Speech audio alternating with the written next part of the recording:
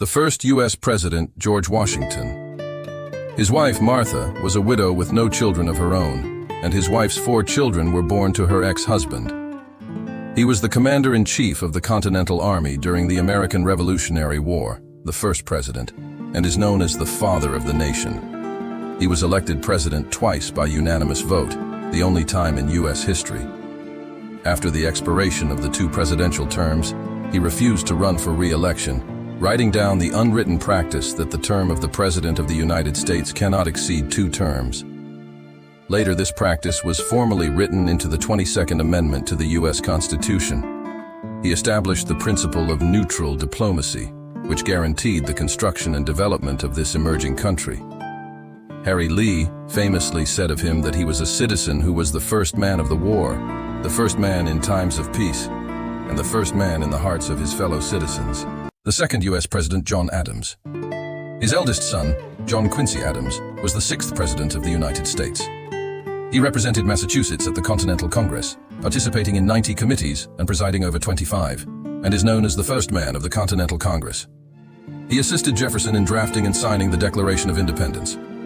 The Massachusetts Constitution of 1780, which he authored, was influential on the U.S. Constitution, along with his book, Thoughts on Government. He was the first U.S. Vice President-elect and the first U.S. President to work from the White House. Only the Adams father and son, the first 12 U.S. presidents, did not have slaves. He and his wife Abigail corresponded frequently about politics and feelings, 1,160 of which are preserved in the U.S. National Library. He and Jefferson, the 3rd president, were close friends, but became bitter enemies due to political disagreements, and they reunited years later. They died on the same day, July 4, 1826, which was also the 50th anniversary of American independence. The 3rd U.S. President, Thomas Jefferson. He was the principal drafter of the Declaration of Independence. Also the first president to take office in the capital city of Washington. He founded and led the Democratic-Republican Party, the predecessor of today's Democratic Party, which ushered in the Jacksonian democracy of the early years of the United States. He authored the Virginia Religious Freedom Bill, which was the basis for the founding provisions of the First Amendment to the U.S. Constitution. In addition to being a politician, he was an expert in agronomy, horticulture, architecture, etymology, archaeology, mathematics, cryptography, surveying, and paleontology, an author, lawyer, and violinist, and a founder of the University of Virginia. He completed the Louisiana Purchase during his presidency, pioneering the expansion of U.S. territories. He wrote the epitaph for himself, the author of the U.S. Declaration of Independence, the Virginia Religious Freedom Act, and the father of the University of Virginia, Thomas Jefferson, rests here. The 4th President of the United States, James Madison. He is known as the father of the Constitution. In 1814, the British attacked Washington, D.C., the only time in U.S. history that it had been captured by a foreign army. Madison went to the front himself to boost morale, but was still outnumbered. The British burned down the White House, a humiliating event in American history. The White House had not been white in color before, but had been restored by painting the entire wall white. Madison had 12 siblings and he was the eldest. He has no children, and both of his wife's children were born to her ex-husband. At just over 1.6 meters tall, he was the shortest president in the United States. The 5th President of the United States, James Monroe Monroe, was the last of the American founding fathers to serve as president. His re-election campaign was unanimous by only 1 vote, reflecting his accomplishments and reputation during his first 4 years in office. Monroe was a very strong president, and in international politics he put forward the famous Monroe Doctrine of Diplomacy, which advocated non-interference between European and North American affairs. In domestic politics, he signed the first presidential proclamation, which strengthened the executive power of the president. During his reign, the United States gained 8 states. After his abdication, he had few savings and was in poor financial condition, barely able to make ends meet. On July 4, 1831, President Monroe became the 3rd former president to die on the 4th of July. John Quincy Adams, 6th President of the United States. He was the eldest son of the 2nd President, John Adams. He was appointed Secretary of State by President James Monroe in 1817, during which time he conceived and developed the basic elements of the Monroe Doctrine. He married in London, England, the first president to marry abroad. He was an expert swimmer and during his presidency, often went skinny dipping in the Potomac River, his last skinny dipping being at the age of 79. The first time he ran for president, he ran against President Monroe and received only one vote, one of the worst losses ever for a presidential candidate. He was the only president to receive neither a majority of the popular vote nor a majority of the presidential electoral votes, and was ultimately elected by a vote of the House of Representatives. After leaving office, he was a member of the House of Representatives for another 18 years, the only U.S. president to leave office and then serve as a federal representative. Andrew Jackson, 7th President of the United States. Jackson was the posthumous son of a father who died a few months before he was born. He was the first civilian-born president and is considered the first Democratic president in U.S. history. He is widely credited with advocating for the rights of the common man and ushering in the era of Jacksonian democracy, but his opposition to abolition of slavery also brought him much criticism. Jackson was the last president to fight in the Revolutionary War and the only one to be a prisoner of war. Jackson survived an assassination attempt in January 1835 and was the first U.S. president to be assassinated. He had a quick temper and loved to duel with people, which he did many times during his life, and was wounded as a result. His head is printed on the $20 bill, one of the most heavily used bills in the United States. The 8th President of the United States, Martin Van Buren. Born after the signing of the Declaration of Independence, Martin Van Buren was the first president to be a U.S. citizen by birth, but the only U.S. president to speak English as a second language, being of Dutch descent and a native speaker of Dutch. He was smooth and good at behind-the-scenes deals, and was known as the political magician in the American political arena at the time. However, he was not good at dealing with economic issues, and the U.S. economy fell into recession after he took office, resulting in his failure to be re-elected. In the 21 years between his departure in 1841 and his death, he served 8 terms as president. During his presidency, President Van Buren rejected the offer of Texas to join the United States. 9th President of the United States, William Henry Harrison. Harrison, who descended before the signing of the Declaration of Independence by the 13 colonies in 1776, was the last British subject to become President of the United States. He was awarded the Congressional Gold Medal for notable service in the Second American-British War. He died within a month of taking office, making him the shortest-serving U.S. president and the first president to die in the White House. On March 4, 1841, Harrison was 68 years old when he was inaugurated, but refused to wear an overcoat and bowler hat at the inauguration in the freezing cold. And his inaugural address of more than 8,000 words, the longest of any president, was read for 1 hour and 40 minutes, contracted pneumonia, and passed away soon after. His grandson, Benjamin Harrison, later became the 23rd President of the United States. Vice President Taylor was sworn in as president on April 6, 1841, due to the sudden death of President Harrison. The precedent set by Tyler was enshrined in the Constitution in 1967 through the 25th Amendment, which clarified that the vice president would succeed the sitting president upon his death. John Tyler, the 10th U.S. President. John Tyler was the first vice president to succeed a sitting president because of his death, which has become the rule since then. Upon taking office, he broke with the Whigs in Congress, who derided him as a chance president, and even expelled him from the party. During his term, 5 of his 6 ministers resigned on the same day. He was the first president to have his veto overridden by Congress and suffered the first impeachment proceedings in the history of the House of Representatives, initiated by Whig lawmakers. Due to tensions with the Whig-controlled Senate, he was largely inactive on domestic policy, although he was quite successful on the diplomatic and military fronts. He supported the building of the U.S. Navy, pushed for the annexation of Texas, with Florida becoming the 27th state to see the U.S. on the last day of his presidency, and improved tensions between Britain and the U.S., which had been teetering on the brink of war through the Webster-Ashburton Treaty. However, the disaster of the USS Princeton completely jeopardized his political career. James Knox Polk, 11th President of the United States. He is the only U.S. president to have served as Speaker of the House of Representatives. He was elected president as a dark horse and with a high number of votes, and was the first president to retire outright without seeking re-election. The 4 major goals set forth at the time of his inauguration were the re-establishment of an independent treasury system, the lowering of tariffs, the acquisition of all of Oregon Territory, and the purchase of California from Mexico. All were realized during his term in office, and he was hailed as one of the most effective presidents. died of cholera shortly after leaving office at the age of 53. He was the first U.S. president to die before his mother. The 12th President of the United States, Zachary Taylor.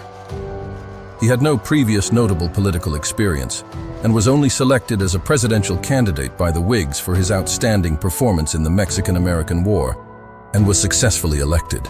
He should have been sworn in on March 4, 1849, but it was a Sunday, and for religious reasons he was not sworn in on that day. So Senate President pro tempore David Rice Atchison acted as president for one day. During his administration, he advocated the preservation of the unity of the Union and opposed the secession of the country by slaveholders. But in the face of slavery in the new states, he adopted a policy of compromise and was thus criticized by many of the party's opponents of slavery, deepening the split in the Whig Party. He was in office for just over a year and was the second president to die in office. The 13th President, Millard Fillmore. Due to the unexpected illness and death of President Taylor, Fillmore succeeded him as vice president and was the last Whig president in history. He grew up in poverty, had no formal education, and became a well-known lawyer by studying hard. The University of Oxford wanted to award Fillmore an honorary degree of Doctor of Civil Laws, but Fillmore declined, believing himself to be unworthy of either literary or scientific attainments. During his time in office, he signed and pushed for the Fugitive Slave Act, which contributed to the division and decline of the Whig Party. During the Civil War, Fillmore supported Lincoln's initiatives to preserve the Union and also personally commanded the Union Continental Army Defense Corps, a group of upstate New York men over the age of 45 trained to guard the Buffalo area in the event of a Confederate invasion. He helped found the University of Buffalo, now the State University of New York at Buffalo, and served as its chancellor until his death in 1874. The 14th President of the United States, Franklin Pierce. He was the second President of the United States to be elected as a dark horse. He affirmed the oath of office rather than swear it, and was also the first president to recite his inaugural address from memory, believing that the abolitionist movement was a fundamental threat to the unity of the nation. He supported and signed the Kansas-Nebraska Act and pushed for the Fugitive Slave Act, which not only failed to stop the North-South conflict, but exacerbated the Civil War. Pierce and the entire cabinet left office on March 4, 1857, the only time in U.S. history that all cabinet officials served 4 years without replacement. His family life was full of misfortunes. His wife, Jane, was chronically ill and suffered from depression. 3 of his children died young, and the last one died in a train accident shortly before his inauguration as president. This may have contributed to his chronic alcoholism, and he died of cirrhosis of the liver in 1869. The 15th President, James Buchanan. He was the eldest of 11 siblings in his family.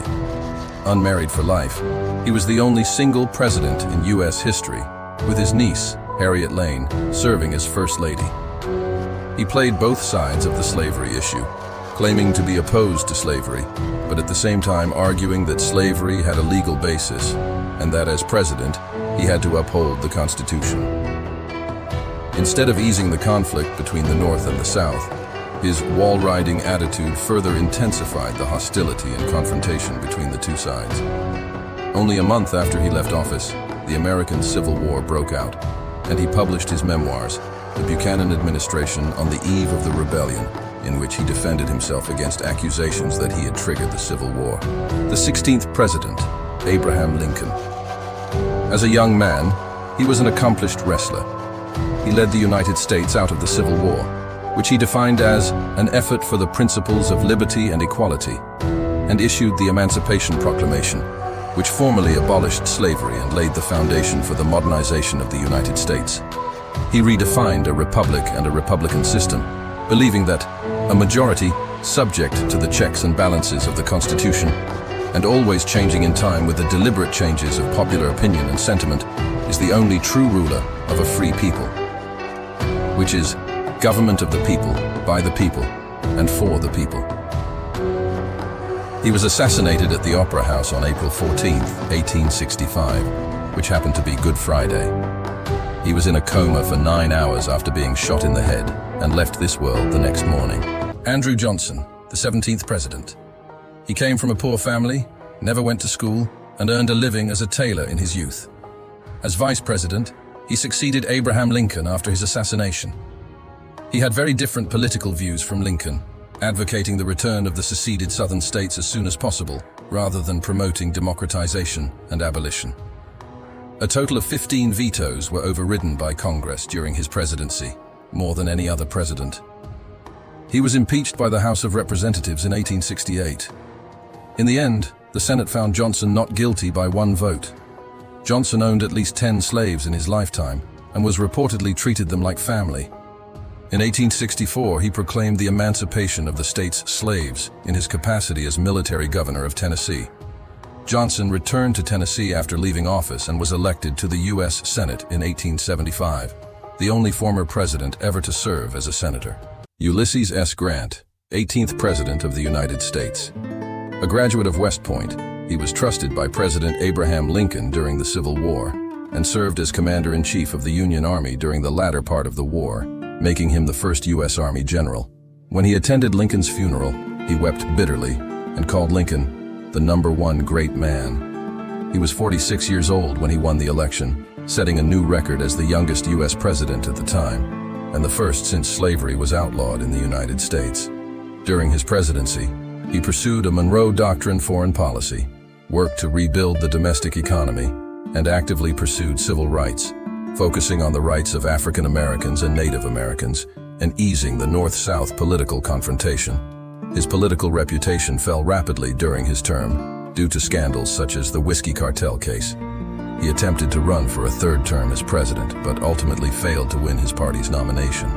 The 19th U.S. President, Rutherford B. Hayes. His father died before he was born, and was a surviving son, raised by his mother alone.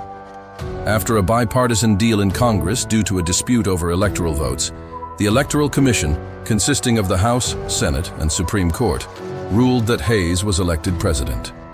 He ended the federal government's military control of the South and released it to return to self-government, and introduced coin circulation and allowed all greenback bills to be cashed at face value. He reformed the civil service by introducing public examinations and merit-based recruitment. And influenced by his wife to ban alcohol in the White House, the First Lady was nicknamed Lemonade Lucy.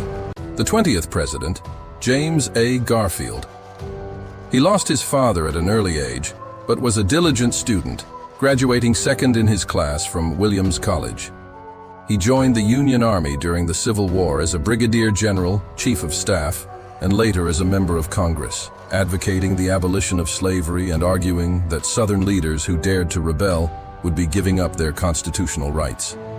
Elected president as a dark horse candidate, his inaugural address emphasized safeguarding the civil rights of African Americans, advocating the gold standard, developing education, and denouncing Mormon polygamy. He had a very high opinion of President Abraham Lincoln, recognizing him as one of the rare exceptions who grew in power and wisdom at the same time. He was assassinated after only 6.5 months in office, the second U.S. president to be assassinated after Abraham Lincoln.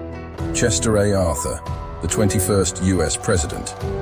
Arthur succeeded President Garfield after his assassination. Due to the untimely death of his wife, his youngest sister Mary acted as White House hostess during the president's tenure. He signed the Pendleton Civil Service Reform Act and continued to promote civil service reform. He signed the Immigration Act of 1882, which imposed a $50 tax on immigrants to the U.S., while prohibiting immigration by the mentally ill, intellectually challenged criminals, or anyone who might divert significant public assistance resources. He signed the Edmunds Act, which made polygamy a federal felony, disenfranchising offenders and barring them from public office. He pushed for a new naval program to modernize the U.S. Navy. After leaving the presidency, Arthur became frail and died in New York after only 1 year. The 22nd U.S. President, Grover Cleveland. He is the only president in U.S. history to be elected twice and to serve non-consecutive terms. He was the first U.S. president since John Tyler to marry while in office, and the only one to do so at the White House. His wife, Frances Folsom, was still 21 years old when they married, making her the youngest U.S. First Lady in history. Before running for president, he worked as a lawyer, the mayor of Buffalo, and the governor of New York State. During his first term as president, he believed in limited government and opposed too much federal intervention in the marketplace. He insisted on a non-interventionist foreign policy and opposed expansion and imperialism. He signed the Scott Act, which prevented the re-entry of Chinese immigrants who had previously left the United States. He signed the Dawes Act and worked to help lift Native Americans out of poverty. The 23rd U.S. President, Benjamin Harrison. His grandfather, William Henry Harrison, was the 9th President of the United States, and the two were the only grandfather and grandson presidents in American history. He enacted the Survivors and Disability Pension Act, which implemented pensions for Civil War veterans. He signed the Sherman Antitrust Act, and during his term, the federal government initiated lawsuits against multiple trusts. He pushed for the Pan American Conference, which elevated the U.S. position of influence among Latin American countries. 6 new states were admitted to the Union during his term, more than any other president's. He was the first U.S. president to have his voice preserved, with a recording 36 seconds long. His predecessor and successor were the same person, President Grover Cleveland. The 24th U.S. President, Grover Cleveland. 4 years after leaving the presidency, he ran again and was successful. His second term faced a recession that swept the United States. He repealed the Sherman Silver Purchase Act and restored the gold standard, and tried to push for tariff reform, but both had limited success. He repealed the Lodge Act, which was designed to increase protection of black voting rights. He handled the Pullman strike toughly, sending federal troops to Chicago and 20 other railroad transportation centers. In foreign policy, he interpreted the Monroe Doctrine broadly, not only prohibiting European powers from colonizing the Americas, but also from encroaching on any substantial American national interest within the entire Western Hemisphere. He suffered a tumor during his term and recovered from it after secret treatment. At the end of his term, he declined the nomination to run for re-election again and died in 1908, leaving his last words, "I have tried so hard to do the right." The 25th U.S. President, William McKinley. He was the last president to have fought in the American Civil War. He was active in his local church from the age of 16 and remained a devout Methodist throughout his life. In his inaugural address, he declared, "Let us not conquer war. We must not be mesmerized by territorial expansion." Shortly after he took office, however, the United States chose war against Spain, and through the Paris Peace Treaty between the two sides, the U.S. gained Puerto Rico, the Philippines, and Guam.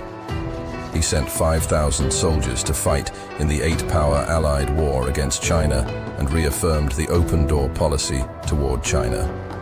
He signed the Gold Standard Act with a gold pen. He ran for re-election successfully, but was assassinated by an anarchist in Buffalo shortly after delivering his second inaugural address, the third president to be stabbed to death. The 26th U.S. President, Theodore Roosevelt. A graduate of Harvard and Columbia Universities, at the age of 23, he published a book, The Naval War of 1812, which was required course material at the U.S. Naval Academy, and for which he was elected president of the American Historical Association. He led an expedition that was the third team in history to summit Mont Blanc, for which he became a Fellow of the Royal Society.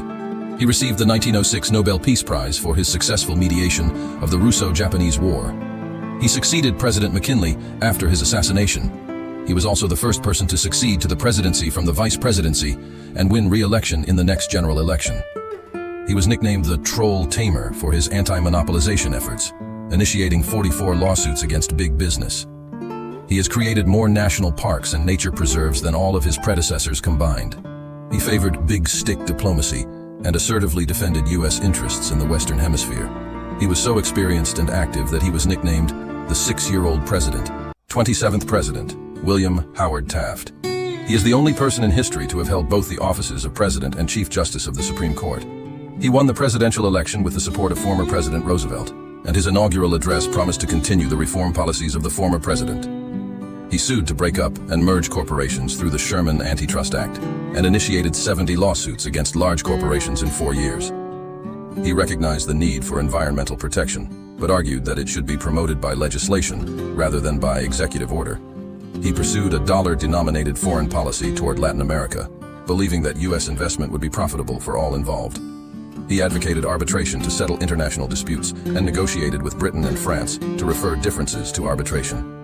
Late in his term, he lost his bid for re-election due to conflicts and rivalry with Roosevelt, as he did not agree with the concept of new nationalism advocated by Roosevelt. In 1921, he was nominated by President Harding to be Chief Justice of the Supreme Court. The 28th President, Woodrow Wilson. He was the only U.S. president to hold a doctorate in philosophy. Women's suffrage was universally realized during his term. He organized the first presidential press conference in modern U.S. history. He signed the Federal Reserve Act, which pushed for the creation of the Federal Reserve System. He signed the SAFE Act, which strengthened labor protections. He signed the Clayton Antitrust Act to stop unfair trade practices through the Federal Trade Commission. He introduced racial segregation in federal government agencies and also allowed the racial segregation of all streetcars in D.C. During his re-election campaign declared, "He kept us out of the war," and later gave the war message to Congress. After the end of World War I, he participated in the Paris talks, published the 14 Points for Peace, and pushed for the inclusion of the creation of the League of Nations in the Treaty of Versailles, and was awarded the Nobel Peace Prize in 1920. He was incapacitated by a severe stroke during his second term. The 29th President, Warren Gamaliel Harding. The Front Porch Campaign, launched during his election campaign, was a huge success, with major media outlets, newsreels, and some entertainment and business celebrities standing up for him. He eliminated Wilson's wartime measures at home, encouraged investment, and instituted trade protection policies. He created the Bureau of Veterans Affairs to try to permanently solve the problem of settling those who served during wartime. He organized the Bureau of the Budget, becoming the first president to be directly involved in setting the federal budget. He signed the Treaty of Four Nations and the Nine-Power Pact, which upheld America's open-door policy. But various scandals, especially the infamous Fort Teapot incident, made him lose his reputation. In his third year in office, he embarked on a voyage of understanding to reach out to the general public and explain his policies. However, he suddenly fell ill and died during the trip. The 30th President, Calvin Coolidge. He succeeded incumbent President Warren G. Harding, who died of an illness. His subsequent inauguration, which he successfully campaigned for, was the first presidential inauguration in U.S. history to be broadcast live over the radio. Nicknamed Silent Cal, he held the most presidential press conferences of any U.S. president at the time, and was the first president to allow reporters to follow up with questions at a press conference. He promoted laissez-faire economic theory, advocating tax cuts, reducing the number of taxpayers, and proposing to reduce federal spending and the federal debt. He championed the Kellogg-Briand Pact, also known as the Non-War Pact. The pact required the signatories, including the United States, Britain, France, Germany, Italy, and Japan, to renounce the use of war as a means of conducting national policy in foreign relations. He refused to recognize the Soviet Union, but was the only U.S. president to visit Cuba during his term. 31st President, Herbert Hoover. He was one of the first students at Stanford University after its founding. During his term, he emphasized raising the standard of living for all Americans by strengthening the government. He wanted to close loopholes for tax evasion by the wealthy through tax policy. He created an antitrust division in the Justice Department to fight monopolies. He signed the Norris-LaGuardia Act to limit judicial intervention in labor disputes. He issued the Children's Charter, advocating for the protection of all children regardless of race or gender. He expanded the size and coverage of the federal civil service. He issued the Clark Memorandum stating that it was the right of the United States as a sovereign nation to intervene in Latin America when necessary, not the Monroe Doctrine. He introduced the Hoover-Stimson Doctrine of diplomacy, stating that the U.S. would never recognize any territory seized by force. He passed the Emergency Relief and Construction Act in an attempt to save the United States from the Great Depression, but with limited success. 32nd President, Franklin D. Roosevelt. He served 4 consecutive terms as president, and is the only U.S. president to serve more than 2 terms. As early as 1921, he was diagnosed with polio and was permanently paralyzed from the waist down. After taking office, he led the U.S. out of its economic difficulties by implementing the New Deal. Through the establishment of FERA, CCC, and AAA, he pushed for emergency economic relief, promoting economic reform through the National Industrial Recovery Act, stimulating economic recovery through federal spending, providing employment state relief through the creation of WPA, establishing a social security system through the Social Security Act to provide economic security for the elderly, the poor, and the sick, establishing a minimum wage through the Fair Labor Standards Act. He signed the Montevideo Convention on the Rights and Duties of States, relinquishing U.S. authority to intervene unilaterally in the affairs of Latin American countries. He made the Pearl Harbor speech and declared war on Japan. Through the Cairo and Yalta conferences, he proposed the establishment of the United Nations and planned the pattern of international relations after World War II. Regrettably, as he was about to lead the United States to victory in World War II, he died suddenly after a long illness. 33rd President, Harry S. Truman. He succeeded incumbent President Roosevelt, who died suddenly of an illness, as vice president. His tenure was dominated by the reconstruction of the post-World War II international scene. He published the Truman Doctrine, which contributed to the formation of the Cold War. He pushed for the implementation of the Marshall Plan, which provided assistance to Western European countries to alleviate their post-war poverty and to prevent revolutions. During his tenure, the U.S. intervened in the Korean War and the Vietnam War. To strengthen the U.S. against communism in the Cold War, he signed the National Security Act of 1947, which in turn created the Department of Defense, the Central Intelligence Agency, the U.S. Air Force, and the National Security Conference, respectively. He supported the creation of the United Nations and facilitated the first United Nations General Assembly. He announced the recognition of Israel's sovereignty 11 minutes after its unilateral statehood. He issued the report guaranteeing these rights, which included lynching as a federal offense. 34th President, Dwight D. Eisenhower. He served as Supreme Allied Commander in Europe during World War II. He was a 5-star general in the U.S. Army, a former U.S. Army Chief of Staff, President of Columbia University, and the first president to hold no elected office before his inauguration. He appointed liberal Earl Warren as Chief Justice of the Supreme Court. He promoted and passed the Civil Rights Act of 1957, which limited racial discrimination laws and desegregation. He signed the National Defense Education Act and pushed for a strong science education. He signed the Highway Revenue Act of 1956, pushing for a national highway network. He signed the Korean Armistice Agreement and proposed the Eisenhower Doctrine of Intervention in the Middle East. He recognized the Republic of China as the sole legitimate government representing all of China and was the first and only U.S. president to visit Taiwan during his term of office. 35th President, John F. Kennedy. He campaigned against Richard Nixon in the first televised debate between presidential candidates in U.S. history. In his inaugural address, he urged the American people to ask not what your country can do for you, ask what you can do for your country. He loosened monetary policy to keep interest rates low and encourage economic growth. He signed the Equal Pay Act into law, which aimed to eliminate wage discrimination based on a worker's sex. In 1963, he made a famous speech on national television and radio advocating civil rights, which became the Civil Rights Act of 1964. He negotiated with Nikita Khrushchev to defuse the Cuban Missile Crisis and succeeded in averting a world-class nuclear war. He increased the number of U.S. troops in Vietnam from 800 to 16,300. He pushed for a failed invasion of Cuba. He pushed for a partial nuclear test ban treaty and got it written into the bill. 2 years after taking office, he was assassinated during a visit to Dallas. 36th President, Lyndon B. Johnson. He took over the presidency after the assassination of JFK. He then ran a successful campaign. He promoted the Great Society program, the policy slogan, War on Poverty, and introduced welfare, poverty eradication, and tax-cutting laws that lifted millions of Americans out of poverty. He signed a series of civil rights bills prohibiting racial discrimination in public accommodations, interstate commerce, the workplace, and housing. He signed the Voting Rights Act, which outlawed restrictions on the voting rights of African Americans in some southern states. He signed the Immigration and Nationality Act of 1965, which pushed for a shift from a race-based immigration quota system to a nationality-based U.S. immigration system. During his tenure, the U.S. became more actively involved in the Vietnam War, and the peace process gradually stalled. He participated in the launch of Apollo 11, the first mission to the moon, and was the first former or current U.S. president to witness a rocket launch. Richard Nixon, the 37th President. In his inaugural address, he said, "The greatest honor history can bestow is the title of peacemaker." This was also his epitaph. He visited China, ushering in a new era of U.S.-China relations. His 2 visits to the Soviet Union during his term of office contributed to the détente between the 2 countries. He signed the Paris Peace Accords and withdrew U.S. troops from Vietnam. He dramatically increased arms sales to the Middle East and was the first U.S. president to visit Israel.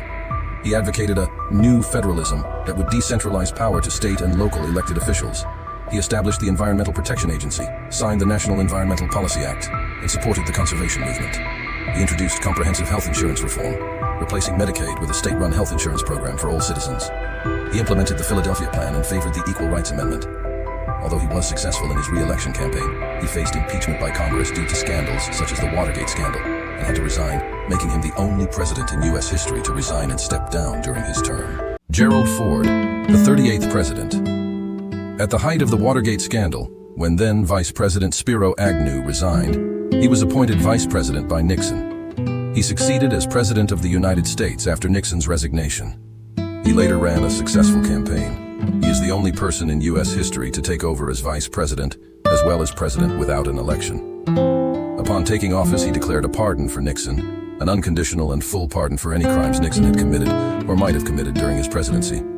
He signed the Tax Relief Act of 1975 to stimulate the economy. He advocated immunization of all Americans by publicly receiving vaccinations at the White House and disseminating them to the public through the media. He was the first U.S. president to visit Japan. He visits China and continues to ease relations between the U.S. and China. He reaches the Helsinki Accords with the Soviet Union, recognizing the Soviet Union's sphere of influence in Europe. There were 2 assassination attempts during his presidency. Jimmy Carter, the 39th president. He created 2 new cabinet departments, the Department of Energy and the Department of Education. He urged all U.S. citizens to save energy and reduce carbon emissions, and installed solar hot water panels on the White House. He increased the interest rate to 20% in order to stop inflation, but it was ineffective. He pushed for the United States to formally establish diplomatic relations with the PRC and to break diplomatic relations with the RC. He invited Egyptian President Sadat to Camp David with Israeli Prime Minister Begin, which led to an agreement to end the state of war between the 2 countries. He signed a new bilateral, strategic arms limitation treaty with Soviet General Secretary Brezhnev in Vienna. After the Soviet invasion of Afghanistan, he took tougher measures by banning U.S. grain shipments to the Soviet Union and boycotting the 1980 Summer Olympics in Moscow. His handling of the Iranian hostage situation ended in failure.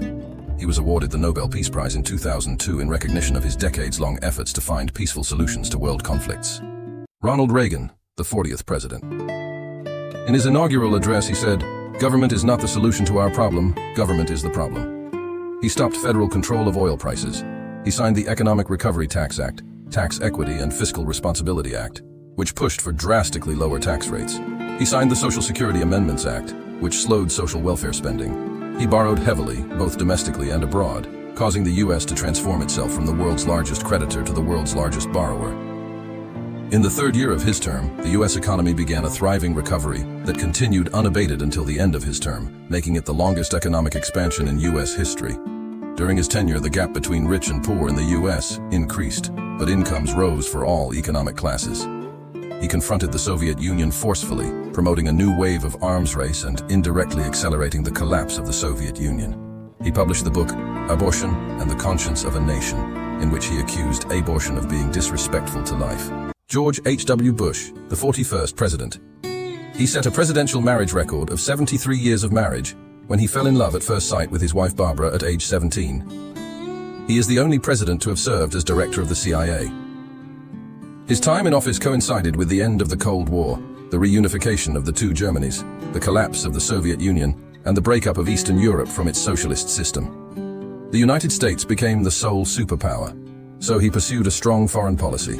In response to Iraq's invasion of Kuwait, he promoted the Gulf War, known as Operation Desert Storm, and successfully defeated Iraq.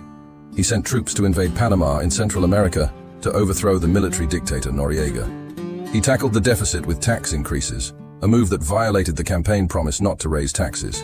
During his presidency, the U.S. experienced a 6-month-long recession. Unemployment rose to high levels.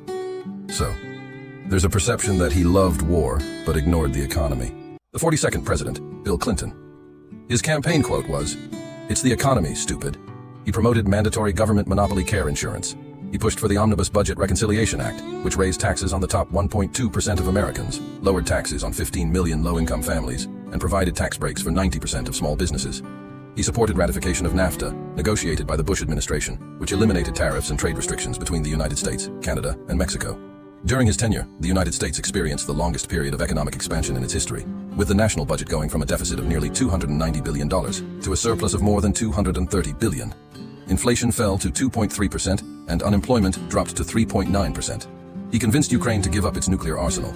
He facilitated the signing of the Oslo Accords by Israeli Prime Minister Rabin and Palestine Liberation Organization, Chairman Arafat, and helped promote a second reconciliation and normalization of relations between Israel and Jordan. During his second term, he was impeached by the House of Representatives for perjury and obstruction of justice, but the Senate eventually rejected the impeachment. The 43rd president, George Walker Bush. His father was the 41st president, George H.W. Bush. He signed the No Child Left Behind Education Bill, which provided more federal aid to low-income schools. He pushed for the passage of the Medicare bill, which put more prescription drugs into the Medicare program and created the Health Savings Account.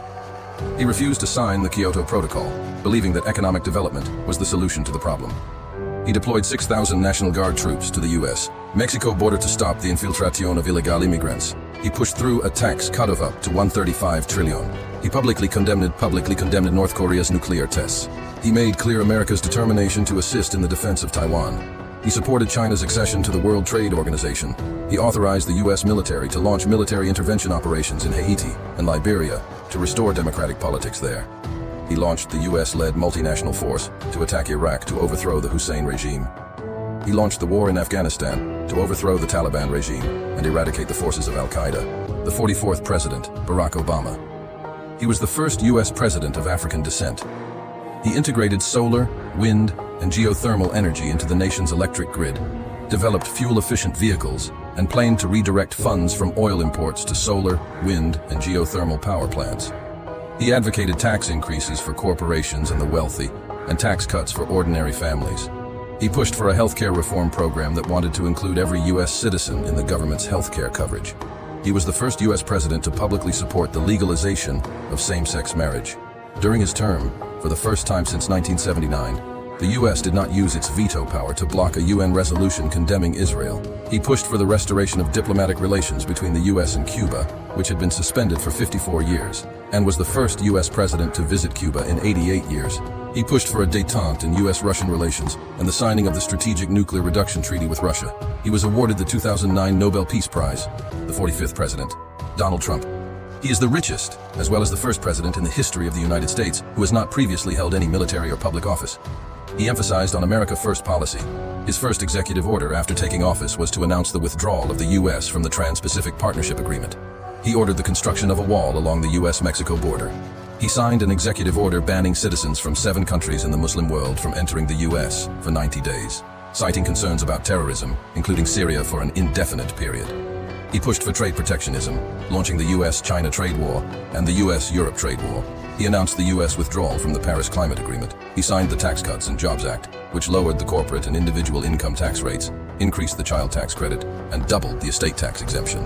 His tenure saw the longest sustained period of economic growth in U.S. history.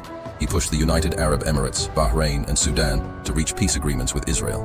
He is the only president in U.S. history to be subject to 2 proposed impeachments, both of which were ultimately acquitted by the Senate.